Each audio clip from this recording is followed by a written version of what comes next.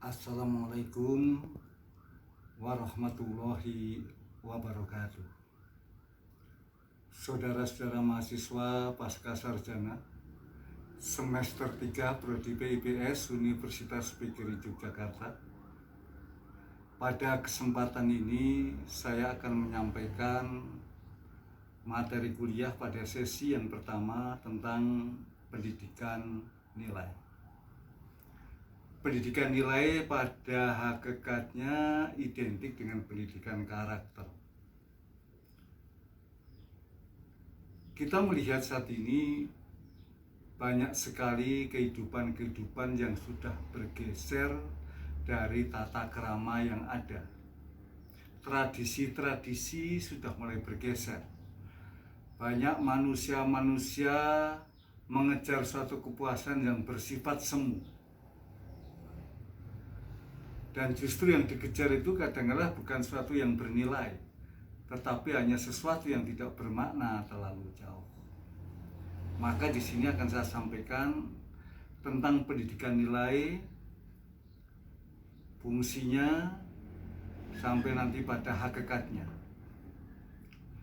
Yang pertama, pengertian pendidikan nilai. Dikatakan bahwa nilai itu keyakinan yang membuat seseorang bertindak atas dasar pilihannya. Ini menurut Gordon Allport, di mana pakar ini mengatakan bahwa sesuatu yang dinilai itu sesuatu yang sesuai dengan kehendaknya dan dianggap bermakna bagi dirinya.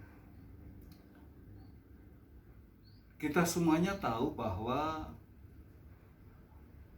sekarang perkembangan teknologi semakin jauh melaju ke depan. Mungkin kita ditawari motor yang baru, tapi tidak tertarik, tapi malah tertarik motor yang lama. Karena apa? Motor yang lama itu ada nilainya, yaitu nilai memori, nilai perjuangan, nilai saat kita prihatin bagaimana untuk mencapai harapan dan cita-cita. Sehingga dalam sejarahnya itu lebih bernilai dari sudut substansi daripada dalam wujud barang. Saudara-saudara sudah mayoritas sudah berkeluarga. Banyak anak-anak kecil yang tampan, yang cantik. Mungkin anak kita biasa saja, tapi kenapa kita sangat sayang pada anak kita?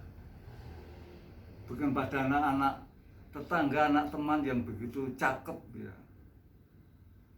Karena apa? Anak kita mempunyai nilai, punyai makna. Sehingga nilai itu bersifat relatif. Saudara masuk di UPY. UNY itu juga ada PIPS.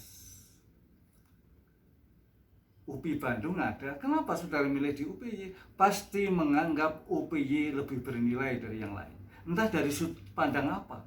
Karena sekali lagi setiap orang mempunyai sudut pandang yang berbeda.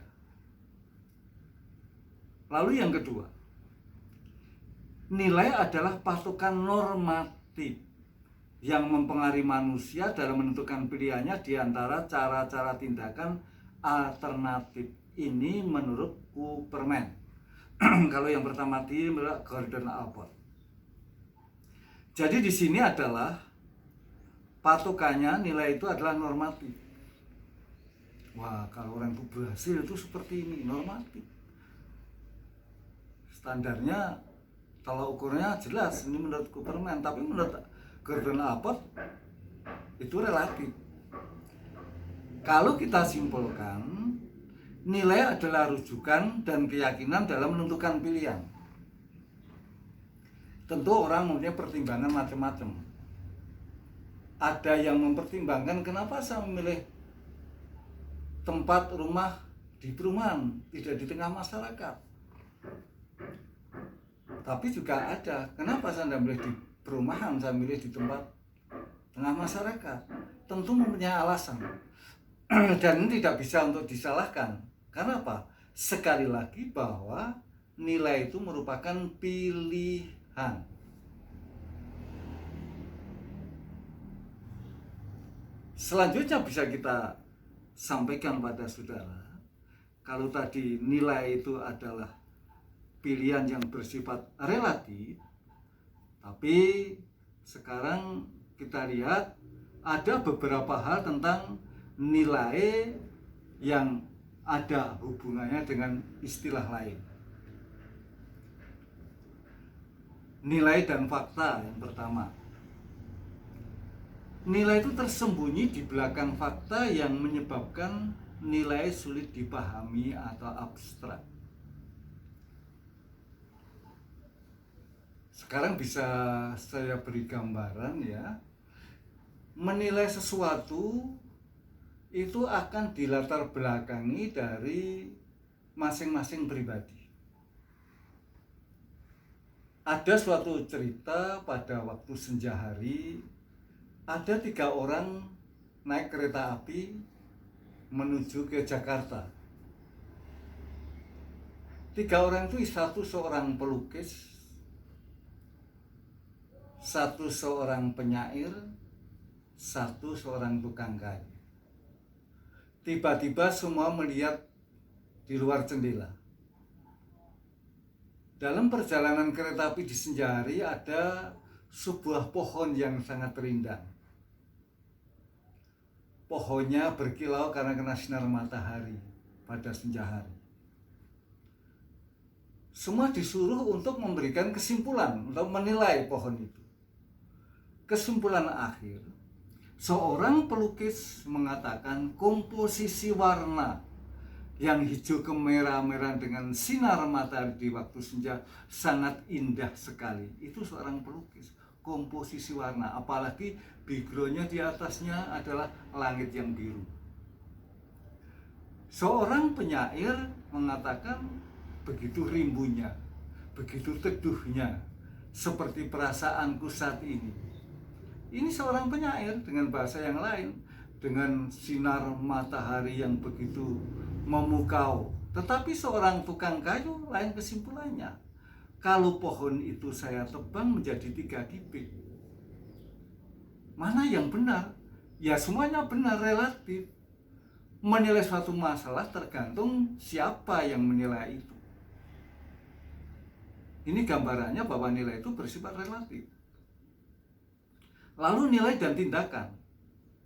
Nilai merupakan sesuatu yang diinginkan sehingga melahirkan tindakan pada diri seseorang. Perilaku manusia bisa dikatakan ekspresi dari kepribadian. Kenapa mata merah, tangan mengepal, bibir bergetar? Oh, itu jiwanya marah. Itu baru marah. Oh, dia tersenyum, tertawa terbahak-bahak. Oh, dia itu baru gembira. Ini ekspresi, nilai dan tindakan. Sehingga perilaku dan tindakan seseorang itu bisa diukur dari gejala-gejala di dalam perilaku sehari-hari. Maka bisa dikatakan adanya bahasa tubuh kan. Oh, kalau orang yang suka menipu itu kalau bicaranya tangannya gerakannya seperti ini. Orang yang jujur seperti ini. Ini dari perilaku, tindakan yang ada. Lalu juga nilai dan norma. Nilai lebih ditafsirkan dalam posisinya sebagai nilai subjektif, kembali tadi, relatif subjektif. Artinya setiap orang sesuai kemampuannya dalam menilai sesuatu fakta cenderung melahirkan nilai dan tindakan yang berbeda. Gambarannya tadi 3 orang di dalam kereta api tadi.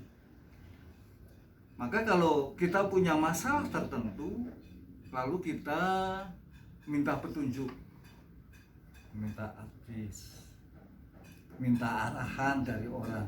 Tergantung orang yang Anda minta petunjuknya itu. Kalau dia itu seorang ulama, seorang pastor, seorang pendeta, seorang biksu, pasti dia akan disambungkan dengan ayat-ayat. Tapi kalau dia seorang seniman, mesti menggambarkan dengan alam semesta. Orang yang keyakinannya keyakinan lain, tentu dia akan backgroundnya dari masing-masing. Maka akan berpengaruh bagi seseorang di dalam suatu pergaulan. Oleh karena itu, dalam menilai sesuatu itu memang kita didasari dari masing-masing pribadi. Maka kalau saudara akan melihat seorang politikus misalnya, selalu berpikir kekuasaan, seorang yang sosial, jiwa sosial, berpikir untuk kepentingan orang lain, ini sudah wajar ya. Nah, sekarang nilai dan moral. Nilai pada umumnya mencakup 3 wilayah. 1, nilai intelektual, itu berorientasi tentang benar dan salah. Yang kedua, nilai estetika, itu nilai tentang keindahan. Sementara yang ketiga, nilai etika itu baik buruk. Jadi 3 wilayah inilah yang disebut mengandung nilai dan moral. Tidak bisa hanya satu aspek. Bagaimana orang hanya bicara benar dan salah tapi tidak punya keindahan, tidak tahu etika yang betul seperti ini. Saya tidak peduli, ya sudah, tidak akan bisa berjalan. Manusia akan bernilai manakala 3 komponen itu bersinergi. Orangnya pinter tapi punya etika, tapi juga punya kesantunan, juga memiliki keindahan-keindahan, bisa mensyukuri adanya kehidupan yang ada. Inilah dikatakan orang yang bernilai. Inilah sesi yang pertama yang saya sampaikan. Mudah-mudahan bisa saudara pahami. Nanti tolong pelajari dipadukan dengan materi yang sudah saya kirimkan. Mudah-mudahan bisa dimengerti. Kalau belum, suatu saat akan kita diskusikan bersama. Terima kasih.